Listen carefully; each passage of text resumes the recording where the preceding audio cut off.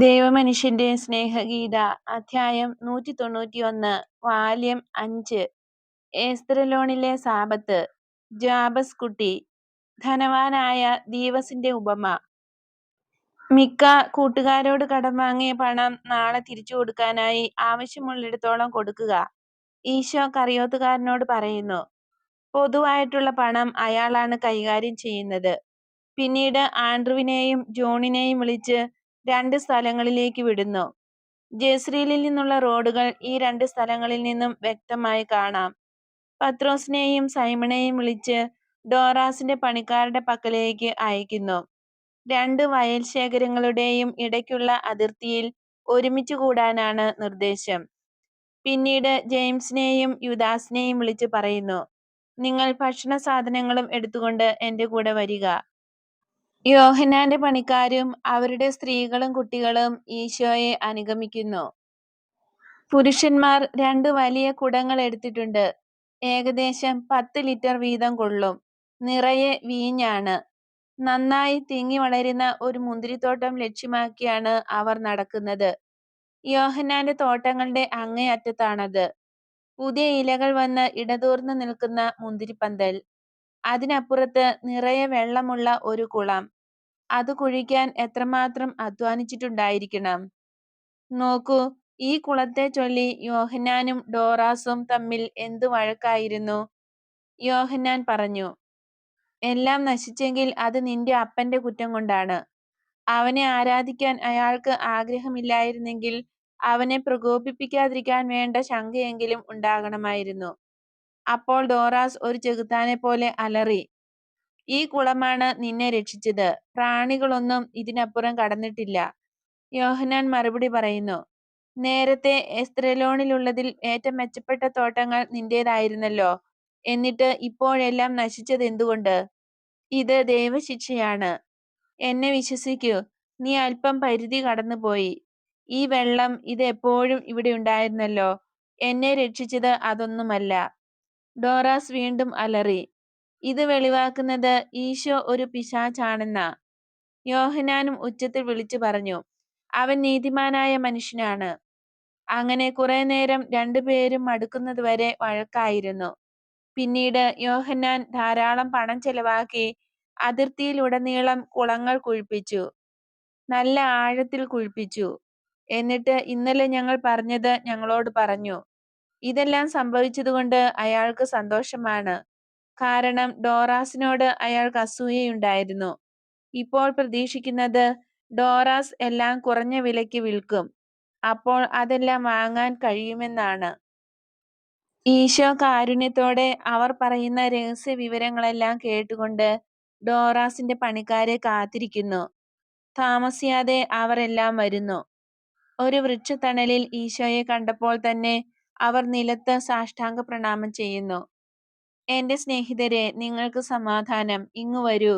ഇതാണ് നമ്മുടെ സിനഗോഗ്. അതിന്റെ തലവൻ ഞാനും.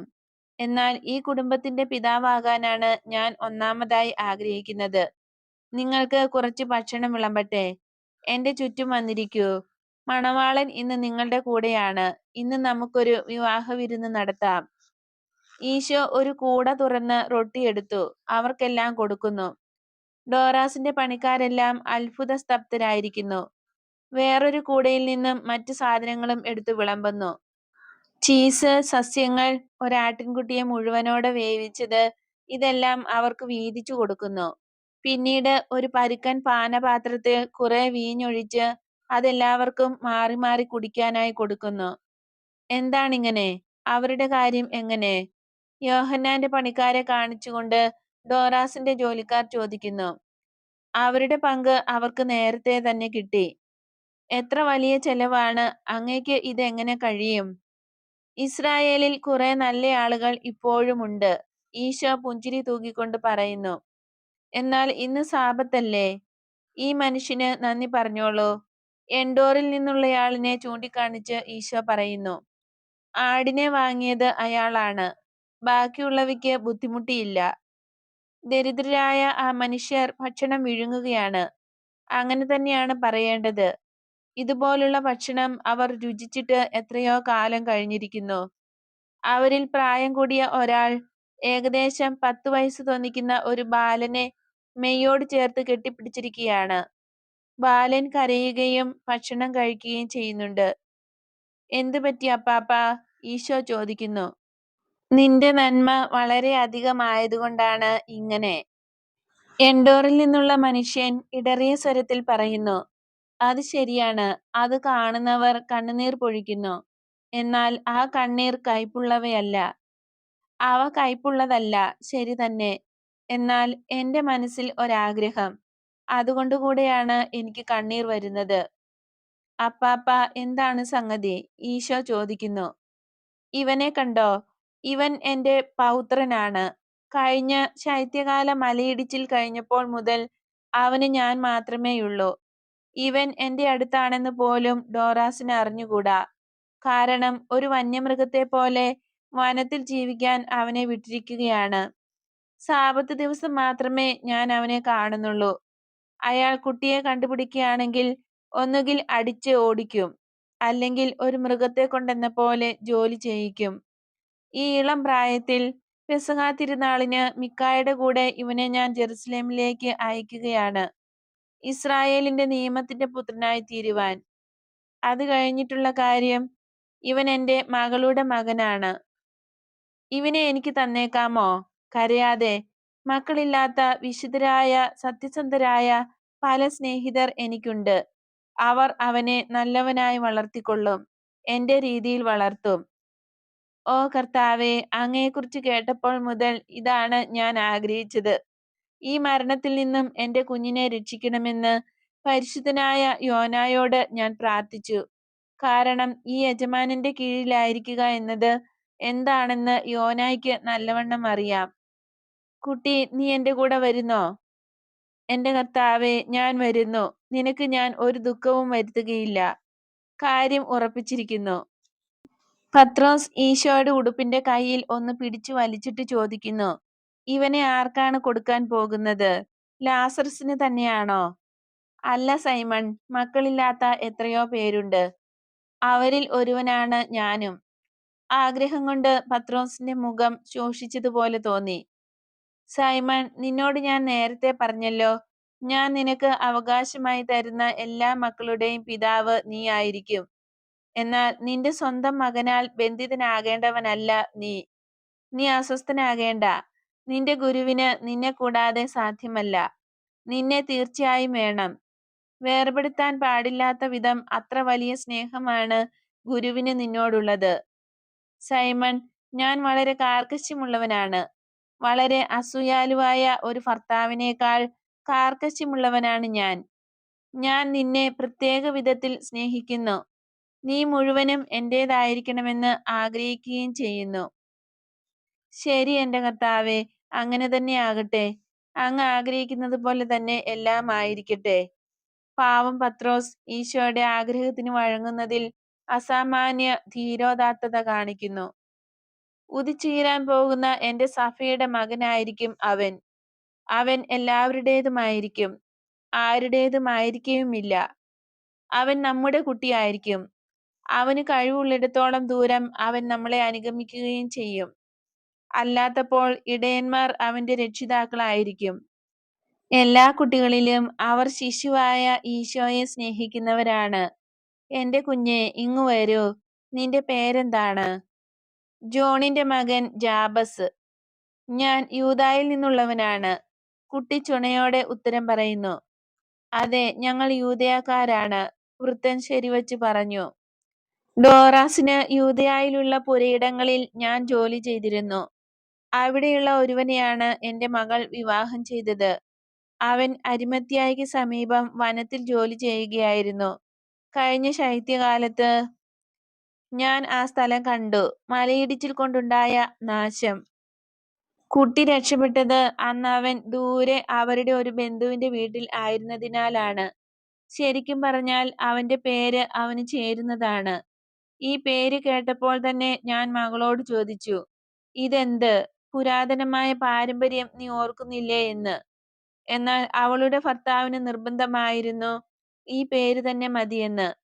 അങ്ങനെ അവൻ ജാബസ് ആയി. 1 ദിനവൃത്താന്തം 4 അധ്യായം 9-10. ഈ പേര് ഭാഗ്യദോഷമുള്ള ഒന്നാണെന്ന് ഒരു ധാരണ ഉണ്ടായിരുന്നു. കുട്ടി കർത്താവിനെ വിളിച്ചപേക്ഷിക്കും, കർത്താവ് അവനെ അനുഗ്രഹിക്കും. ദൈവത്തിന്റെ കരം അവനോടുകൂടെ എല്ലായ്പ്പോഴും ഉണ്ടായിരിക്കും. എല്ലാ ഉപദ്രവങ്ങളും അവനിൽ നിന്ന് ദൂരെ അകറ്റും. അപ്പാപ്പനും മരണം പ്രാപിച്ചവർക്കും ആശ്വാസവും അനാഥനായ ഇവന് സന്തോഷവും അത് പ്രദാനം ചെയ്യും. കുട്ടിയോടുള്ള ഈ സ്നേഹത്തിന്റെ പ്രവൃത്തിയാൽ ആത്മാവിന്റെയും ശരീരത്തിന്റെയും ആവശ്യങ്ങൾ കൈവരിക്കാൻ കഴിഞ്ഞ നിങ്ങൾ, ഞാൻ നിങ്ങൾക്കായി ഒരുക്കി പറയാൻ പോകുന്ന ഈ ഉപമ ശ്രദ്ധിക്കൂ. ഒരിടത്ത് വളരെ ധനവാനായ ഒരു മനുഷ്യനുണ്ടായിരുന്നു. വളരെ മനോഹരമായ വസ്ത്രങ്ങൾ ധരിച്ച് അയാൾ പൊതുസ്ഥലങ്ങളിലും വീട്ടിലും നടന്നിരുന്നു. ആ നാട്ടിലെ ഏറ്റവും പ്രബലനായ ആളായി നാട്ടുകാരെല്ലാം കരുതി. എല്ലാവരും അയാളെ ബഹുമാനിച്ചു.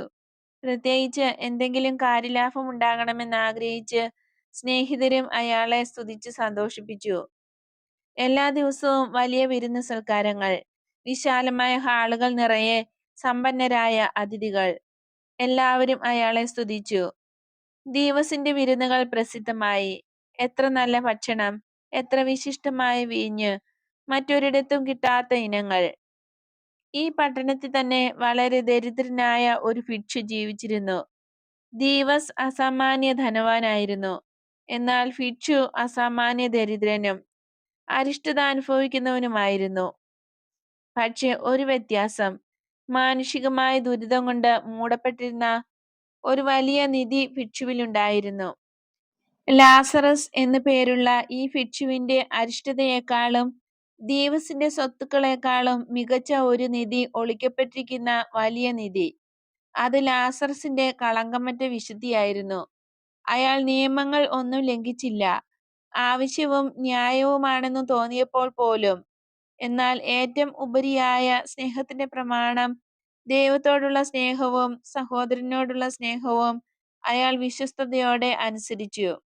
എല്ലാ ദരിദ്രരും ചെയ്യാറുള്ളതുപോലെ അയാളും ധനവാന്മാരുടെ പടിക്കൽ ചെന്ന് ഭിക്ഷ യാചിച്ച് ജീവിച്ചു. എല്ലാ ദിവസവും സന്ധ്യയാകുമ്പോൾ അയാൾ ദീവസിന്റെ വീട്ടിലേക്ക് പോകും.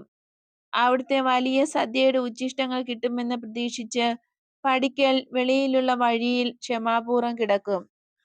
ദീവസ് അയാളെ കണ്ടാൽ അന്നേരം അവിടെ നിന്ന് ഓടിക്കും. കാരണം ആകെ വ്രണമായി കീറിയ വസ്ത്രങ്ങളുമായി വളരെ മെലിഞ്ഞ ശരീരിയായിരിക്കുന്ന അയാളെ കാണുന്നത് തന്നെ അതിഥികൾക്ക് അരോചകമാകും. ദീവസ് അങ്ങനെയായിരുന്നു എപ്പോഴും പറയുക. യഥാർത്ഥത്തിൽ ലാസറസിന്റെ സാന്നിധ്യം ദീവസിന് ഒരു കുറ്റാരോപണമായി അനുഭവപ്പെട്ടിരുന്നു എന്നതാണ് സത്യം. ദീവസിന്റെ പട്ടികളെ കാണാൻ വളരെ നല്ലവയായിരുന്നു. വിലപിടിച്ച കോളറുകളും കഴുത്തിൽ അണിയിച്ചിട്ടുണ്ട്. ആ നായ്ക്കൾക്ക് ലാസറസിനോട് യജമാനനേക്കാൾ കാരുണ്യമുണ്ടായിരുന്നു. അവ ലാസറസിന്റെ അടുത്ത് ചെന്ന് അയാളുടെ വ്രണങ്ങൾ നക്കും. ലാസറസ് അവയെ തലോടുന്നത് അവയ്ക്ക് വലിയ സന്തോഷവും. മേശപ്പുറത്തു നിന്ന് വീഴുന്ന ഭക്ഷണത്തിന്റെ കഷ്ണങ്ങൾ അവ ലാസറസിന് കൊണ്ടുകൊടുക്കുകയും ചെയ്തിരുന്നു. അങ്ങനെ ലാസറസ് പട്ടിയെ ആശ്രയിച്ച് ജീവിച്ചു. മനുഷ്യനെ ആശ്രയിച്ചെങ്കിൽ ലാസറസ് നേരത്തെ മരിച്ചു പോകുമായിരുന്നു. കാരണം വിരുന്നിന് ശേഷം ശാലകളിൽ കയറി മേശയ്ക്കടിയിൽ വീണിരുന്ന അപ്പക്കഷ്ണങ്ങളും പെറുക്കാൻ അയാളെ അനുവദിച്ചിരുന്നില്ല. ഒരു ദിവസം ലാസറസ് മരിച്ചു. ഒരുത്തരും അതറിഞ്ഞില്ല. ആരും അയാളെ ഓർത്ത് വിലപിച്ചില്ല. എന്നാൽ ദീവസ് സന്തോഷിച്ചു. കാരണം അയാളുടെ പടിക്കൽ ആ ദുരിതത്തെ പിന്നീട് കണ്ടിട്ടില്ല. എന്നാൽ സ്വർഗത്തിലെ ദേവദൂതന്മാർ അത് കണ്ടു. അന്ത്യശ്വാസം വലിച്ചുകൊണ്ട് തണുത്തു ശൂന്യമായ ഗുഹയിൽ കിടക്കുന്ന ലാസറസിന്റെ പക്കലേക്ക് ദൂതന്മാരുടെ ഒരു അകമ്പടി പറന്നിറങ്ങി. വലിയ പ്രകാശധോരണിയോടെ അയാളുടെ ആത്മാവിനെ എടുത്ത് ഓശാന പാടിക്കൊണ്ട് അബ്രാഹത്തിന്റെ മടിയിലേക്ക് കൊണ്ടുപോയി. കുറെ നാൾ കഴിഞ്ഞ് ദീവസ് മരിച്ചു. ഓ, എത്ര കേമമായ ശവസംസ്കാരം! അയാളുടെ അന്ത്യത്തെക്കുറിച്ച് കേട്ടറിഞ്ഞ പട്ടണവാസികൾ പട്ടണം മുഴുവനും ആ മൈതാനത്ത്, അയാളുടെ വീട് സ്ഥിതി ചെയ്യുന്ന പ്രദേശത്ത് തടിച്ചുകൂടി. ചിലരെല്ലാം വന്നിരിക്കുന്നത് ഇത്ര വലിയ ആളിന്റെ സ്നേഹിതനാണ് തങ്ങളെന്ന് അറിയിക്കാൻ, ചിലർ ജിജ്ഞാസ നിമിത്തം, ചിലർ മരിച്ച ആളിന്റെ സ്വത്തിന് അവകാശികളായവരുടെ പ്രീതി സമ്പാദിക്കാൻ. അവരെല്ലാം വിലപിക്കുന്നു. വിലാപം ആകാശത്തേക്കുയർന്നു. അതോടൊപ്പം മുഖസ്തുതിയുടെ കപടവാക്കുകളും. ഇയാൾ എത്ര നീതിമാനും എല്ലാവരുടെയും ഗുണകാംക്ഷിയും എത്ര വലിയവനുമായിരുന്നു. ദൈവത്തിന്റെ വിധിയെ മനുഷ്യന്റെ വാക്കുകൾക്ക് മാറ്റാൻ കഴിയുമോ? ജീവന്റെ പുസ്തകത്തിൽ എഴുതപ്പെട്ടിരിക്കുന്നത് റദ്ദാക്കാൻ മനുഷ്യന്റെ ക്ഷമാപണത്തിന് കഴിയുമോ? ഇല്ല, സാധ്യമല്ല. വിധിക്കപ്പെട്ടത് അങ്ങനെ തന്നെ, എഴുതപ്പെട്ടതും എഴുതപ്പെട്ടത് തന്നെ. ശവസംസ്കാരം വളരെ കേമമായിരുന്നെങ്കിലും ദീവസിന്റെ ആത്മാവ് നരകത്തിൽ കുഴിച്ചു മൂടപ്പെട്ടു. ഭയങ്കരമായ ആ കാരാഗൃഹത്തിൽ തീയും അന്ധകാരവും ഭക്ഷിക്കുകയും പാനം ചെയ്യുകയും ചെയ്യുന്ന ആ സ്ഥലത്ത് എല്ലാ നിമിഷങ്ങളും അതുതന്നെ. ഇത് ഗ്രഹിച്ച അയാൾ സ്വർഗത്തിലേക്ക് കണ്ണുകൾ ഉയർത്തി. ഒരു മിന്നൽ പ്രകാശത്തിൽ ഒരു നിമിഷത്തേക്കാൾ വളരെ കുറഞ്ഞ സമയത്തേക്ക് സ്വർഗത്തിന്റെ മനോഹാരിത, വർണ്ണിക്കാനാവാത്ത സൗന്ദര്യം അയാൾ കണ്ടു. ആ കാഴ്ച അയാളുടെ മനസ്സിൽ പതിഞ്ഞു. അത് അയാളെ വല്ലാതെ അലട്ടുകയും ചെയ്തുകൊണ്ടിരുന്നു. പുറമെ മറ്റു കഠോര പീഡകളും. സ്വർഗത്തിൽ അബ്രാഹത്തെ അയാൾ കണ്ടു. അങ്ങകലെ പ്രകാശിതനായി സന്തോഷഭരിതനായിരിക്കുന്നു. അബ്രഹാമിന്റെ മടിയിൽ പ്രകാശിതനായി സന്തോഷഭരിതനായി ലാസറസും ഇരിക്കുന്നു. ഒരു കാലത്ത് നിന്ദിതനായി അറപ്പുളവാക്കുന്നവനായി ദുരിതമനുഭവിച്ചിരുന്ന പാവം ലാസറസ് എന്നാൽ ഇപ്പോൾ ദൈവത്തിന്റെ പ്രകാശത്തിലും സ്വന്തം വിശുദ്ധിയിലും സുന്ദരനായി തീർന്നിരിക്കുന്നു. മനുഷ്യരല്ല, മാലാഹമാർ അവനെ നോക്കി അത്ഭുതപ്പെടുന്നു. ദീവസ് കരഞ്ഞുകൊണ്ട് വിളിച്ചു പറഞ്ഞു, പിതാവായ അബ്രാഹമേ, എന്റെ മേൽ കരുണയുണ്ടാകണമേ. അങ്ങനിക്ക് വേണ്ടി ഇത് ചെയ്യുമെന്ന് പ്രതീക്ഷിക്കാൻ എനിക്ക് കഴിയുന്നില്ല. ലാസറസിനെ ഇങ്ങോട്ട് അയക്കണമേ. ലാസറസ് അവന്റെ വിരൽത്തുമ്പ് വെള്ളത്തിൽ മുക്കി എന്റെ നാവിനെ തണുപ്പിക്കാൻ ഇങ്ങോട്ട് അയക്കണമേ. കാരണം ഞാൻ ഈ തീജ്വാലകളിൽ ദഹിപ്പിക്കപ്പെടുന്നു. അബ്രാഹാം മറുപടി പറഞ്ഞു, എന്റെ മകനെ, നിന്റെ ജീവിതകാലത്ത് നിനക്കെല്ലാ നല്ല കാര്യങ്ങളും ഉണ്ടായിരുന്നു. ലാസറസിനാകട്ടെ എല്ലാം ദുരിതങ്ങളുമായിരുന്നു. എല്ലാ ദുരിതങ്ങളും അവൻ നന്മയായി പകർത്തി. എന്നാൽ നിന്റെ നന്മകളെല്ലാം നീ ദുരിതമായി പകർത്തി. അതിനാൽ ഇപ്പോൾ അവൻ ആശ്വസിപ്പിക്കപ്പെടണമെന്നും നീ പീഡിപ്പിക്കപ്പെടണമെന്നുമുള്ളത് നീതിയാകുന്നു. എന്തായാലും നീ ആവശ്യപ്പെടുന്നത് ചെയ്യാൻ സാധ്യമല്ല. വിശുദ്ധരായ മനുഷ്യർ ലോകത്തിന്റെ എല്ലാ ഭാഗങ്ങളിലുമുണ്ട്. ജനങ്ങൾക്ക് അവർ നിമിത്തം നന്മയുണ്ടാകുന്നതിനാണ് ഇവരുടെ സാന്നിധ്യം നൽകിയിരിക്കുന്നത്. എല്ലാ അനുകൂല സാഹചര്യങ്ങളും ഉണ്ടായിരുന്നിട്ടും ഒരു മനുഷ്യന് മാറ്റമൊന്നും ഉണ്ടാകാതിരിക്കുന്നെങ്കിൽ നീയാണെങ്കിൽ ഒരു പിശാച് തന്നെയായിരുന്നു. വിശുദ്ധന്മാരുടെ സഹായം തേടുന്നതുകൊണ്ട് ഉപകാരമുണ്ടാകയില്ല. നമ്മൾ ഇപ്പോൾ വേർതിരിക്കപ്പെട്ടിരിക്കുകയാണ്. വയലിൽ ചെടികളും പുല്ലും എല്ലാം ഇടകലർന്ന് നിൽക്കുന്നു. അവ ശേഖരിക്കുമ്പോൾ നല്ലതും ചീത്തയും വേർതിരിക്കപ്പെടും. അതാണ് ഇപ്പോൾ നമുക്ക് സംഭവിച്ചിരിക്കുന്നത്. നമ്മൾ ഭൂമിയിൽ ഒരുമിച്ചായിരുന്നു. നീ ഞങ്ങളെ നിരസിക്കുകയും ചെയ്തു. സ്നേഹത്തിന്റെ പ്രമാണത്തിന് വിരുദ്ധമായി നീ ഞങ്ങളെ വിസ്മരിച്ചു. ഇപ്പോൾ നമ്മൾ വേർതിരിക്കപ്പെട്ടിരിക്കുകയാണ്. നമുക്കിടയിൽ ഒരു അഗാധ ഗർത്തമുണ്ട്. അത് തരണം ചെയ്ത് നിന്റെ പക്കലേക്ക് വരാൻ ഞങ്ങൾക്ക് കഴിയുകയില്ല. ഭയാനകമായ ആ ഗർത്തം കടന്ന് ഇവിടേക്ക് വരാൻ നിനക്കും കഴിയുകയില്ല. ദീവസ് കുറെ കൂടി ഉച്ചത്തിൽ കരഞ്ഞുകൊണ്ട് വിളിച്ചു പറഞ്ഞു, വിശുദ്ധനായ പിതാവേ, കുറഞ്ഞപക്ഷം ലാസറസിനെ എന്റെ പിതാവിന്റെ വീട്ടിലേക്കെങ്കിലും പറഞ്ഞയക്കണമേ. എനിക്ക് 5 സഹോദരന്മാരുണ്ട്. സ്നേഹമെന്തെന്ന് ഞാൻ ബന്ധുക്കൾക്കിടയിൽ നിന്ന് പോലും അറിഞ്ഞിട്ടില്ല. എന്നാൽ സ്നേഹിക്കപ്പെടാതിരിക്കുക എന്നത് എത്ര കഠിനമായ വിഷമമാണെന്ന് ഇപ്പോൾ ഞാൻ മനസ്സിലാക്കുന്നു. വിദ്വേഷത്തിന്റെ ഈ സ്ഥലത്തായിരിക്കെ ഒരു നിമിഷത്തേക്കാൾ കുറഞ്ഞ സമയത്തേക്ക് ദൈവത്തെ എന്റെ ആത്മാവ് കണ്ടപ്പോൾ സ്നേഹം എന്താണെന്ന് എനിക്ക് മനസ്സിലായി. ഞാൻ അനുഭവിക്കുന്ന വേദനകൾ എന്റെ സഹോദരന്മാർക്കും ഉണ്ടാകരുതെന്ന് ഞാൻ ആഗ്രഹിക്കുന്നു. ഞാൻ ജീവിച്ചതുപോലെ തന്നെയാണ് അവരും ജീവിക്കുന്നത് എന്നോർക്കുമ്പോൾ ഞാൻ ഭയപ്പെട്ടു പോകുന്നു. ഞാൻ എവിടെയാണെന്നും എന്തുകൊണ്ടാണ് ഇവിടെ ആയിരിക്കുന്നതെന്നും അവരോട് പറയുവാൻ ലാസറസിനെ അവരുടെ പക്കലേക്ക് അയക്കണമേ. നരകമുണ്ടെന്നും അത് ഭയങ്കരമാണെന്നും അവർ അറിയട്ടെ. ദൈവത്തെയും സഹോദരങ്ങളെയും സ്നേഹിക്കാത്തവർ അവിടെയാണ് എത്തുന്നതെന്നും അറിയട്ടെ. അവനെ അയക്കണമേ. നിത്യമായ പീഡകളുടെ ഈ സ്ഥലത്ത് വന്നു ചേരാതിരിക്കാൻ അവർ മുൻകൂട്ടി ഒരുങ്ങട്ടെ. എന്നാൽ അബ്രാഹാം ഇങ്ങനെയാണ് മറുപടി പറഞ്ഞത്: നിന്റെ സഹോദരന്മാർക്ക് മോശയും പ്രവാചകന്മാരും ഉണ്ടല്ലോ, അവരെ ശ്രവിക്കട്ടെ. വലിയ വേദനയോടെ കരഞ്ഞുകൊണ്ട് ദീവസ് പറഞ്ഞു: ഓ പിതാവായ അബ്രഹാമേ, എന്നെ ശ്രവിക്കണമേ. എന്റെ മേൽ കരുണയുണ്ടായിരിക്കണമേ. മരിച്ചവരിൽ നിന്ന് ഒരാൾ ചെന്ന് പറഞ്ഞാൽ അവർ കൂടുതൽ ശ്രദ്ധിക്കും.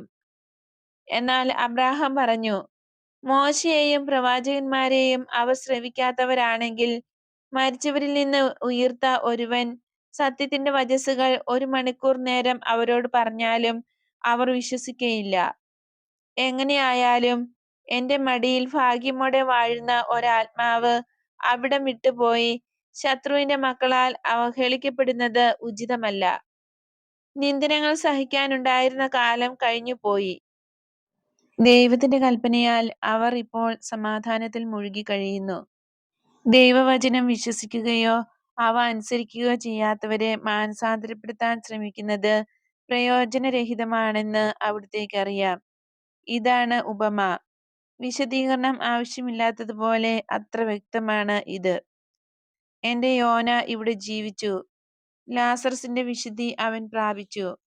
തന്നിൽ പ്രത്യാശ വഹിക്കുന്നവർക്ക് ദൈവം നൽകുന്ന സംരക്ഷണം ഇന്ന് ലാസറസിനെ ദൈവസന്നിധിയിൽ മഹത്വത്തോടെ വാഴുവാൻ അനുഗ്രഹിച്ചിരിക്കുന്നു. ഒരു സ്നേഹിതനും സംരക്ഷകനുമായി യോനായ്ക്ക് നിങ്ങളുടെ പക്കൽ വരാൻ കഴിയും. നിങ്ങൾ നല്ലവരാണെങ്കിൽ യോന തീർച്ചയായും വരും. കഴിഞ്ഞ വസന്തത്തിൽ ഞാൻ യോനായോട് പറഞ്ഞത് തന്നെ നിങ്ങളോടും പറയാൻ ആഗ്രഹിക്കുകയാണ്. അതായത്, നിങ്ങളെ എല്ലാവരെയും സഹായിക്കാൻ, സാമ്പത്തികമായിട്ടും സഹായിക്കാൻ എനിക്ക് ആഗ്രഹമുണ്ട്. എന്നാൽ എനിക്കത് സാധ്യമല്ല. അതിലെനിക്ക് ദുഃഖമുണ്ട്. സ്വർഗം കാണിച്ചു തരാനേ എനിക്ക് കഴിയൂ. മനസ്സിന്റെ വഴക്കത്തിന്റെ വില, അതിനുള്ള ജ്ഞാനം നിങ്ങളെ പഠിപ്പിക്കാൻ മാത്രമേ എനിക്ക് സാധിക്കൂ. അങ്ങനെ വരാനിരിക്കുന്ന രാജ്യം നിങ്ങൾക്ക് വാഗ്ദാനം ചെയ്യുന്നവനെ ഒരിക്കലും ദ്വേഷിക്കരുത്, ഒരു കാരണത്താലും. ദ്വേഷം ലോകത്തിൽ വളരെ ശക്തി പ്രാപിച്ചിരിക്കുകയാണ്. എന്നാലും അതിന് പരിധിയുണ്ട്. സ്നേഹത്തിനാകട്ടെ ഒരു പരിധിയുമില്ല. ശക്തിയിലും സമയത്തിലും ഒതുങ്ങാത്തതാണ് സ്നേഹം. അപരിമിതമാണ് സ്നേഹം. അതിനാൽ ഈ ഭൂമിയിൽ സംരക്ഷണവും ആശ്വാസവുമായ സ്നേഹത്തെ സ്നേഹിക്കുക. സ്വർഗത്തിൽ സ്നേഹം പ്രതിസമ്മാനവുമായിരിക്കും. ദീവസ് ആകുന്നതിനേക്കാൾ മെച്ചം ലാസറസ് ആകുന്നതാണ്. ഇത് വിശ്വസിക്കൂ, എന്നെ വിശ്വസിക്കൂ, എന്നാൽ നിങ്ങൾ അനുഗ്രഹീതരാകും. വിജനമായി കിടക്കുന്ന ഈ വയലുകളിൽ വിദ്വേഷത്തിന്റെ ഒരു വാക്കുപോലും നിങ്ങൾ കേൾക്കുന്നില്ല. വസ്തുതകൾ, യാഥാർത്ഥ്യങ്ങൾ അവയെ ന്യായീകരിക്കുമെങ്കിൽ പോലും വിദ്വേഷത്തിന്റെ വാക്കുകൾ ഇതിലില്ല. സംഭവിച്ച അത്ഭുതത്തെ തെറ്റിദ്ധരിക്കരുത്. ഞാൻ സ്നേഹം തന്നെയാണ്. ഞാൻ നശിപ്പിക്കയില്ല. എന്നാൽ സ്നേഹം ക്രൂരനായ ദീവസിനെ വഴക്കുവാൻ പര്യാപ്തമല്ല എന്ന് കണ്ടപ്പോൾ ഞാൻ അയാളെ നീതിക്കായി വിട്ടുകൊടുത്തു. യോനായ്ക്കും അവന്റെ സഹോദരന്മാർക്കും വേണ്ടി നീതി പ്രദാനം ചെയ്തു. ഇതാണ് ഈ അത്ഭുതം നിങ്ങളെ പഠിപ്പിക്കുന്നത്. നീതി എപ്പോഴും ജാഗ്രതയോടെ ഇരിക്കുന്നു. അത് ഇല്ല എന്ന് തോന്നിക്കുമ്പോഴും അത് ജാഗ്രതയുള്ളതാണ്. സൃഷ്ടിയുടെ നാഥൻ ദൈവമാകിയാൽ നീതി നടത്തുന്നതിന് വളരെ നിസ്സാര സൃഷ്ടികളായ പുഴുക്കളെയും എറുമ്പിനെയും ഉപയോഗിച്ച് ക്രൂരന്മാരും ദുരാഗ്രഹികളുമായവരെ ശിക്ഷിക്കാൻ അവിടുത്തേക്ക് കഴിയും. സ്വന്തം ദുഷ്ടതയാകുന്ന വിഷം ഛർദ്ദിച്ച് ആ ദുഷ്ടന്മാർ മരിക്കുകയും ചെയ്യും. ഞാൻ നിങ്ങളെ അനുഗ്രഹിക്കുന്നു. എല്ലാ പ്രഭാതത്തിലും നിങ്ങൾക്ക് വേണ്ടി ഞാൻ പ്രാർത്ഥിക്കും. അപ്പാപ്പ, എന്നെ ഏൽപ്പിക്കുന്ന കുഞ്ഞാടിനെ കുറിച്ച് ഒട്ടും ആകുലപ്പെടേണ്ട. ഇടയ്ക്കിടയ്ക്ക് ഞാൻ അവനെ ഇവിടെ കൊണ്ടുവരാം. അവൻ വളരുന്നതും ദൈവത്തിന്റെ വഴിയിലൂടെ ജ്ഞാനത്തിലും നന്മയിലും അവൻ മുന്നേറുന്നത് കണ്ട് അപ്പാപ്പന് സന്തോഷിക്കാനിടയാകും. നിന്റെ എളിയ പെസഹ ആഘോഷത്തിന്റെ കുഞ്ഞാട് അവനായിരിക്കട്ടെ. യഹോവയ്ക്ക് ബലിയർപ്പിക്കപ്പെടുന്ന എല്ലാ ആളുകളിലും ശ്രേഷ്ഠമായത് അവനായിരിക്കും. ജാബസ്, നിന്റെ അപ്പാപ്പനോട് യാത്ര പറയൂ. നിന്റെ രക്ഷകന്റെ പക്കലേക്ക്, നിന്റെ നല്ലിടയന്റെ പക്കലേക്ക് വരൂ. നിങ്ങൾക്ക് സമാധാനമുണ്ടാകട്ടെ. ഓ ഗുരുവേ, നല്ല ഗുരുവേ, അങ്ങയെ വിട്ടുപോകുന്നത് എത്ര വേദന ഉളവാക്കുന്നതാണ്. ശരി, അത് വേദനയുള്ളതാണ്. എന്നാൽ നീ ഇവിടെ നിൽക്കുന്നത് കാര്യസ്ഥൻ കാണാതിരിക്കുന്നതാണ് നല്ലത്. നീ ശിക്ഷിക്കപ്പെടാതിരിക്കാൻ ഞാൻ മനഃപൂർവ്വം ഇങ്ങോട്ട് പോന്നതാണ്. നിന്നെ ഉപദേശിക്കുന്ന സ്നേഹത്തെ പ്രതി നീ അനുസരിക്കും. ദുഃഖിതരായ ആ മനുഷ്യർ കണ്ണീരോടെ എഴുന്നേറ്റ് തങ്ങളുടെ കുരിശിലേക്ക് തിരിച്ചു പോകുന്നു. ഈശോ അവരെ ഒരിക്കൽ കൂടി അനുഗ്രഹിച്ച ശേഷം കുട്ടിയുടെ കൈക്ക് പിടിച്ചുകൊണ്ട് നടക്കുന്നു. മറുവശത്ത് എൻഡോറിലെ ജോണാണുള്ളത്. ഈശോ വന്ന വഴിയിലൂടെ തന്നെ മിക്കായുടെ വീട്ടിലേക്ക് പോകുന്നു. ആൻഡ്രൂവും ജോണും അവരുടെ ചുമതല നിർവഹിച്ച ശേഷം തിരിച്ച് ഈശോയുടെയും ശിഷ്യരുടെയും കൂടെ വരുന്നു.